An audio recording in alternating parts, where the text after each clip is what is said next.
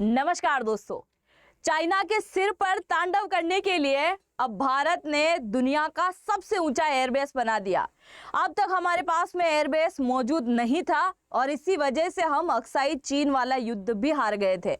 आप सभी जानते हैं कि भारत और चाइना के बीच में 1962 में युद्ध हुआ और तब से भारत का एक बहुत बड़ा हिस्सा, जिसे हम अक्साई चीन के नाम से जानते हैं, वो चाइना ने हमसे छीन लिया था, क्योंकि उस समय की स्थिति अलग हुआ करती थी। और अब भारत के द्वारा एक इतना बड़ा एयरबेस यहाँ पर बनाया गया है, जिसकी वजह से चाइना पहले से ही बहुत ज्यादा घबरा चुका है, क्योंकि इतना बड़ा एयरबेस जहां पर भारत के हर प्रकार के विमान को पार किया जा सकता है, हर प्रकार के फाइटर जेट को यहां पर ले जाया जा सकता है। और इसी वजह से चाइना के मीडिया इसे चिल्ला चिल्लाकर कवर करने पर मजबूर है। तो आइए जानते हैं आखिरकार ये एयरबेस बनाने में भारत को पूरे 63 ईयर कैसे लग गए और क्या यहां पर पहले किसी प्रकार का एयरबेस नहीं हुआ करता था। क्या चाइना इसका विरोध कर रहा है या फिर चाइना में किसी प्रकार का तनाव मचा हुआ है, उसके बारे में भी आज की इस वीडियो में हम चर्चा करेंगे। शुरुआत करते हैं आज के इस वीडियो की। मेरा नाम है अंजलि और मैं आप सभी का स्वागत करती हूं एग्जाम नारी के यूट्यूब प्लेटफॉर्म पर। सबसे पहले आप जरा यहाँ पर देखिए, अभी हाल ही में खबर निकल के आती है कि 1962 के जंग के बाद में अब भारत के द्वारा एक दुनिया का सबसे ऊंचा एयरबेस बनाकर कंप्लीट किया गया, जिसका नाम रखा गया मधु न्योमा एयरबेस। अब इसका नाम मधु न्योमा एयरबेस क्यों रखा गया है, इसके पीछे भी एक रीजन है, उसके बारे में भी आज की इस वीडियो में हम चर्चा करेंगे। सबसे पहले मैं आपको वो जगह बता दूं जहां पर हमने इस एयरबेस को बनाया है। ये आपको दिखाई दे रहा है हमारा जम्मू कश्मीर और लद्दाख का इलाका।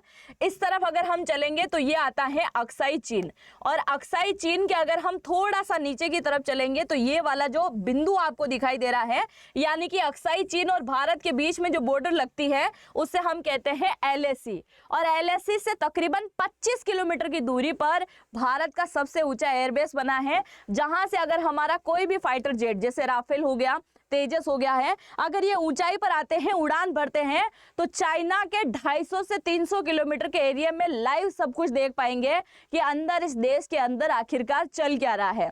और इसी वजह से चाइना को अब लग रहा है कि भारत ने चाइना के अंदर क्या कर दिया है, एक तरीके से लाइव CCTV लगाने का काम कर दिया है। और चाइना अभी बहुत ज्यादा नाराज है, किससे?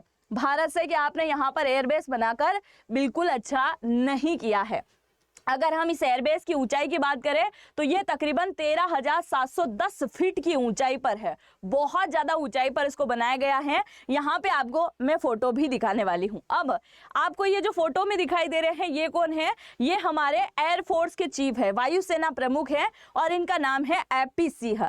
इनके द्वारा गाजियाबाद से लेकर न्योमा एयरबेस तक एक उड़ान भरी गई। किसके द्वारा? C-130J सुपर हरक्यूलिस एयरक्राफ्ट के द्वारा उड़ान भरी गई। और गाजियाबाद से ये कहां पर आए? ये लद्दाख के अंदर जो हमने न्योमा एयरबेस बनाया है, उसके ऊपर सफल लैंडिंग करी और इसका एक तरीके से उद्घाटन करने का काम इनके द्वारा किया गया है। अब देखिए AP सिंह भी बड़ा खुश हो गए हैं, भाई मुझे मौका मिला है इसका उद्घाटन करने के लिए। ये जो आपको दिखाई दे रहा है, ये हमारे एयरबेस का एक रनवे है ना, जहां पे टेक ऑफ भी आराम से होगी और लैंडिंग भी आराम से होगी, जितने भी फाइटर जेट हमारे हैं, क्योंकि भारत के द्वारा जितने भी फाइटर जेट भारत के पास में मौजूद हैं, सब यहाँ पर तैनात कर दिए गए हैं। वायुसेना का एक बहुत बड़ा हैंगर भी यहाँ पर बनाया गया है। और हैंगर क्या होता है, मैंने आपको कई बार बताया है, जिनमें हम फाइटर जेट्स को पार कर सकते हैं, वो एक एरिया जिसे ही हम क्या कहते हैं, हैंगर कहते हैं। यहाँ पर बड़े बड़े जितने भी हमारे युद्ध के सामान होते हैं, उन सभी सामग्री को भी यहाँ पर पहुंचा दिया गया है। हमारी भारतीय सेना भी यहाँ पर आसानी से पेट्रोलिंग कर पाएगी, यानी कि भारत का भी एक बड़ा एयरबेस के रूप में इसे जाना जाएगा। और चाइना क्यों क्यों परेशान है, उसके बारे में भी आगे मैं बताऊंगी, क्योंकि चाइना आसपास के ऐसे 5 से 6 एरिया हैं जहां से लगातार भारत के अंदर घुसपैठ करने की कोशिश कर रहा था। और जैसे इस एयरबेस का उद्घाटन हुआ, इसका काम शुरू हुआ, चीनी मीडिया भी तिलमिलाई हुई है, क्योंकि चाइना की मीडिया भारत के बारे में पहली बार इतना खुल के बोल रही है और वो बता रही है कि भारत ने हमारे छाती पे आकर एक नए प्रकार का कारनामा करने का काम कर दिया है। ये जो आपको रनवे दिखाई दे रहा है, पहले इस रनवे के बारे में जान लीजिए। ये रनवे जो है 2.7 किलोमीटर लंबा इसको बनाया गया है और इसके ऊपर हर प्रकार के फाइटर जेट को उड़ा दिया गया है, लैंडिंग भी करवा लगा दी गई है। यानी कि फाइटर जेट, चिनूक, राफेल, तेजस, सुखोई सब का कारनामा यहाँ पर देख लिया गया है। अब सवाल ये आता है कि 1962 के युद्ध के बाद से अब तक यानी कि 2025 तक का समय कैसे लग गया।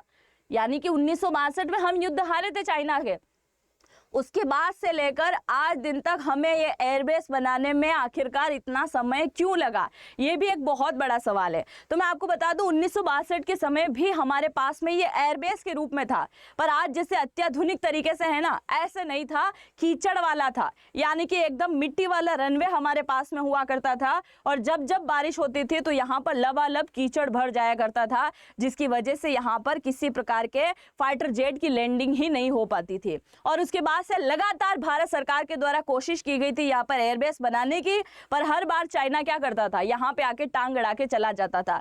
अब इस बार चाइना को बड़े प्यार से समझाया गया है कि भाई अगर आपका कोई इलाका है, बीजिंग वाला इलाका, और अगर वहां पे आप किसी प्रकार के निर्माण का कार्य कर रहे हो और कल से जापान आके आपको बोल दे, कोरिया आपको आके बोल दे कि भाई इसके पास तो हमारी सीमा भी है कहीं ना कहीं, आप यहाँ पे कुछ नहीं बना सकते हो, तो क्या आप उनकी बात मानोगे? तो चाइना का जवाब क्या होगा कि भाई नहीं मानेंगे, क्योंकि बीजिंग तो हमारा इलाका है, हम वहां पे कुछ भी बनाएं। और इसी प्रकार से चाइना को यह बात समझाई गई कि भारत का वो इलाका है न्योमा एयरबेस जहां पर मौजूद है, भारत उस इलाके में एयरबेस बनाए या कुछ भी करे, वहां पर चाइना को हस्तक्षेप करने का कोई अधिकार नहीं है। क्योंकि चाइना नए नए प्रकार की चाल चल रहा है, कभी पाकिस्तान को अपने कब्जे में कर रहा है, कभी बांग्लादेश को अपने कब्जे में कर रहा है, म्यांमार को कर रहा है, यहां तक कि भारत के ऊपरी इलाकों की बात करें तो भूटान, नेपाल और यहां तक कि पाकिस्तान, इन तीनों को अपने कवर में कर रखा है, ताकि फ्यूचर में कभी भारत अक्साई चीन को लेकर लड़ाई लड़े तो ये आंख में आंख डाल के क्या करे, लड़ाई लड़ने के लिए रेडी हो जाए, उन सब देश को भी इसके साथ में ये कर ले।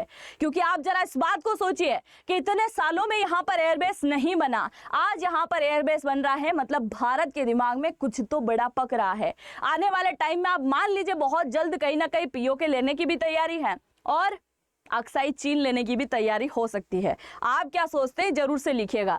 अब आप यहां पर देखिए जरा, ये जो आपको फोटोज दिखाई दे रहे हैं ना, सैटेलाइट इमेज 2023 में मैक्सर टेक्नोलॉजीज के द्वारा ली गई थी। 2023 की इमेज में आपको दिखा रही हूं और 2020 के बाद से ही भारत ने इस एयरबेस के ऊपर काम करना शुरू कर दिया, क्योंकि उस समय ये खबरें आ रही थी कि चाइना क्या कर रहा है अक्साई चीन वाले इलाके के अंदर। ये जो आपको इलाका में दिखा रही हूं ना यहाँ पे, ये क्या है, अक्साई चीन का इलाका। अक्साई चीन कहाँ पे है, तो ये आपको दिखाई दे रहा है भारत का ऊपरी छोर, ये है गिलगिट बाल्टिस्तान, ये हो गया है आजाद कश्मीर जो कि पाकिस्तान इसे बोलता है, बाकी हमारे पीओके का इलाका है। ये ओरिजिनल जम्मू कश्मीर जो भारत के पास में है, इधर लद्दाख जो भारत के पास में है, और इस तरफ जो आपको दिखाई दे रहा है ये है अक्साई चीन जो कि भारत का ही हिस्सा है। और इसको छीना किसने है, इसको छीन लिया था चाइना ने। अब इसी वाले इलाके को मैं थोड़ा जूम करके दिखाऊं तो ये इस प्रकार से दिखाई देगा। अब ये 2020 के अंदर एक रिपोर्ट निकल के आती है, उस समय जब भारतीय सेना और चाइना के बीच में एक झड़प होती है गलवान की घाटी, और ये खबरें आती हैं कि गलवान की घाटी में भारतीय सेना के ऊपर इन लोगों के द्वारा पत्थरबाजी की गई थी और भयानक तरीके से कांच और पत्थर इनके ऊपर फेंके गए थे, मिर्ची का पाउडर तक फेंका गया था हमारी भारतीय सेना के ऊपर। और उस समय जब भारत ने छानबीन करी तो ये पता चला कि चाइना कुछ बड़ी ही चाल चल रहा है और अक्साई चीन के इलाके के अंदर छोटे मोटे गांव तो इसने बसाए हैं, पर यहाँ पर इसके द्वारा नए प्रकार के एयरबेस बना दिए गए हैं, है ना, एयरबेस बनाने का काम कर रहा है। इसके अलावा यहाँ पर बंकर बना दिए गए हैं, कोई सुरंगें यहाँ पर इसके द्वारा बना दी गई है, यानी कि कारनामा किसी प्रकार से इसका जारी ही है। बड़ी बड़ी चेक पोस्ट इसके द्वारा बनाई गई हैं जो कि इसकी सेना यहाँ पर निगरानी का काम करती है। अब आप देखिए यहाँ पर आपको दिखाई दे रही है, ये है सुरंगें, है ना, ये देखिए आप एंट्री एग्जिट एरिया जो है यहाँ पर बनाया गया है। ये क्या है, आर्मी कैंप है इसका, एक प्रकार से पीएल है, पीपुल लिबरेशन आर्मी, जो कि कहाँ की है, ये चाइना की आर्मी है। इनके द्वारा जो है यहाँ पर एक प्रकार की चेक पोस्ट बनाए रखी है। इसके साथ ही इन्होंने क्या किया था 2020 के अंदर, अब 2020 से लेकर 2025 आ चुका है, इन 5 सालों में चाइना की आर्मी ने केवल हमारी इंडियन आर्मी को परेशान करने का ही काम किया है। हमारी आर्मी को ये कैसे परेशान करते हैं, पहला जब जब हमारी भारतीय सेना यहाँ पर पेट्रोलिंग करने का काम करती है, उस समय ये क्या करते हैं, पत्थरबाजी करने का काम करते हैं, यानी कि स्टोन थ्रोइंग करने का काम करते हैं। पेट्रोलिंग के दौरान उन्हें बहुत ज्यादा डिस्टर्ब करने की कोशिश करते हैं। दूसरा, हमारी भारतीय चेक पोस्ट जितनी भी बनी हुई है अक्साई चीन के आसपास, उन चेक पोस्ट के अंदर घुसने की कोशिश करते हैं और वहां पर जानने की कोशिश करते हैं कि आखिरकार यहाँ पर चल क्या रहा है। और इसी वजह से चाइना ने इस अक्साई चीन के आसपास के इलाकों में कई प्रकार का डेवलपमेंट किया है और बड़ी बड़ी सड़कें तक इसके द्वारा बना दी गई है। इन्हीं वाले इलाके के अंदर इसने रडार सिस्टम तक तैनात कर रखे हैं, कई प्रकार की मिसाइलों को इसने यहाँ पर एक्टिव कर रखा है, बंकर, टनल, सब कुछ जिन चीजों की युद्ध में जरूरत होती है वो सब कुछ इसने ऑलरेडी कहां पहुंचा दिया है, अक्साई चीन के इलाके में। और यहां तक कि मैं आपको बताऊं, अगर हम एलएसी की बात करें तो भारत सरकार जो है इसे 3000 किलोमीटर के एरिया तक मानती है और चाइना बोलता है कि नहीं, ये तो 2000 किलोमीटर के एरिया तक है। मतलब अभी अभी अगर हम देखें तो यहां तक का इलाका और भी इसको चाहिए। ये जो एलएसी है इसे वास्तविक एलएसी नहीं मान रहा है, ये बोल रहा है कि भारत के पास में अभी भी हमारा कुछ हिस्सा है जो हमें लेना बाकी है। आप देखिए जरा, वो देश जिसने एक देश के ऊपर कब्जा किया, तिब्बत के ऊपर, आप समझिए जरा कि तिब्बत क्या इसका है क्या? नहीं, तिब्बत एक अलग देश है। 1951 में इसने एक देश तिब्बत के ऊपर कब्जा कर लिया। मैं आपको यहाँ दिखा देती हूँ फोटो में, देखिए फोटो में पहले मैं आपको तिब्बत दिखा देती हूँ। यहाँ पर देखिए, ये आपको दिखाई दे रहा है चाइना। चाइना ने तिब्बत के ऊपर कब्जा किया। तिब्बत इसका देश नहीं है, फिर भी इसने कब्जा कर लिया। अब तिब्बत के बाद भी ये बार बार इल्जाम लगा रहा है कि ये हिस्सा जो है अक्साई चीन, ये उसका हुआ करता था और इसीलिए हमने भारत से छीन लिया है। आप देखिए जरा कि जो देश इसके ऊपर कब्जा करने के बाद भारत तक बढ़ चुका है, बोल रहा है, और कल से ये यहां से आगे बढ़ते हुए पाकिस्तान तक जाके बोलेगा कि ये तो पूरा ही हिस्सा हमारे तिब्बती इलाके का आया करता था। बात यही नहीं रुक रही है, आप जरा इस लाइन पे भी गौर कीजिए। ये अक्साई चीन के अलावा यहाँ पर अरुणाचल प्रदेश में जो हमारी मैकमोहन लाइन खींची गई है चाइना और भारत के बीच में, उससे भी ये नहीं मानता है। क्या बोलता है कि हमारी जो मैकमोहन लाइन है वो यहाँ से है ना, ये जो हमारा आखिरी छोर है ना, ये यहाँ से मानता है। मतलब अरुणाचल प्रदेश को ये दक्षिणी तिब्बत मानता है, इसलिए बोलता है कि अरुणाचल प्रदेश भारत ने हमसे छीन रखा है। और पूरे चाइना वालों के दिमाग में यही बात बिठा रखी है। इसी वजह से अगर अरुणाचल प्रदेश के कोई लोग चाइना के अंदर घूमने के लिए जाते हैं तो ये क्या बोलते हैं, आप तो चाइना के ही हो भाई, आपको यहाँ पर वीजा लेने की कहाँ जरूरत है, हम तो आपको फ्री में ही बुला रहे हैं। और ऐसा एक बार पहले हुआ भी था कि अरुणाचल प्रदेश से हमारे 2 आईएएस अफसर, यानी भारत के पूरे 50 आईएएस अफसर को चाइना में एक मीटिंग के दौरान बुलाया गया था। उस समय अरुणाचल प्रदेश के भी 2 आईएएस अफसर थे। उनको चाइना ने ये बोला था कि आपको यहाँ पर वीजा लेने की जरूरत नहीं है, आप बिना वीजा यहाँ पर आ सकते हैं, घूम सकते हैं, क्योंकि ये तो आप ही का देश है। और उन दोनों को वीजा लेने की भी जरूरत नहीं पड़ी थी। यानी आप समझ सकते हैं कि चाइना कितनी बड़ी शातिर चाल चल रहा है, भारत के एक राज्य को ही पूरा अपना बता दिया है। देखिए जरा, चाइना वालों का किसी प्रकार से भरोसा यहाँ पर किया ही नहीं जा सकता। तो अब देखिए, अक्साई चीन से ये आगे बढ़ने की कहीं ना कहीं कोशिश कर रहा है और यहीं पे हमारा न्योमा एयरबेस बना है। अच्छा, इसका नाम मधु न्योमा एयरबेस क्यों है? क्योंकि यहाँ पर हमारे लद्दाख का एक गांव है जिसका नाम है मधु, और उसी गांव का नाम जोड़कर मधु न्योमा एयरबेस इसका नाम जो है यहाँ पर कर दिया गया है। अब आप जरा देखिए, ये जो आपको दिखाई दे रहा है हमारे लद्दाख के अंदर प्रमुख रूप से अब 4 एयरबेस हो गए हैं। तो आप जरा सोचिए कि भारत को यहाँ पर कितनी ज्यादा मजबूती मिल रही होगी, क्योंकि 4 एयरबेस यहाँ पर हो गए हैं। बड़ा एयरबेस तो न्योमा है, पर इसके अलावा कारगिल एयरबेस बना दिया गया है, लेह एयरबेस बना दिया गया है और कोइस एयरबेस भी यहाँ पर बना दिया गया है। टोटल 4 एयरबेस यहाँ पर प्रमुख रूप से बना दिया गया है। और ये चारों के चारों एयरबेस के प्रमुख काम क्या होने वाले हैं? केवल और केवल चाइना के ऊपर निगरानी रखने का काम ही यहाँ पर किया जा सकता है। चाइना के अलावा चाइना जो जिन जिन देशों को अपने अंडर में रखता है, जैसे नेपाल, भूटान, उनके अंदर भी अगर चाइना किसी प्रकार से एक्टिविटी करता है तो भारत फाइटर जेट को उड़ाएगा ऊंचाई पे और वहां से निगरानी कर सकता है भाई क्या क्या चल रहा है यहाँ पे। आगे आप देखिए, अब ये जो अक्साई चीन है, इसी बॉर्डर वाले इलाके में यानी कि एलएसी के यहाँ पर चाइना का सबसे बड़ा सैन्य कमांड है जिसका नाम है WTC। और ये WTC अब तक भारत के ऊपर निगरानी करने का काम करता था कि भारत लद्दाख के अंदर तो कोई एक्टिविटी नहीं कर रहा है, जम्मू कश्मीर के अंदर तो कोई एक्टिविटी नहीं कर रहा है, इधर अरुणाचल प्रदेश में तो कोई एक्टिविटी नहीं कर रहा है। इस पे पूरे पे निगरानी करने के लिए इसने क्या रख रखा था? WTC रख रखा था। और अब चाइना के अंदर ही लाइव CCTV लगने का काम जो है यहाँ पर हो गया है।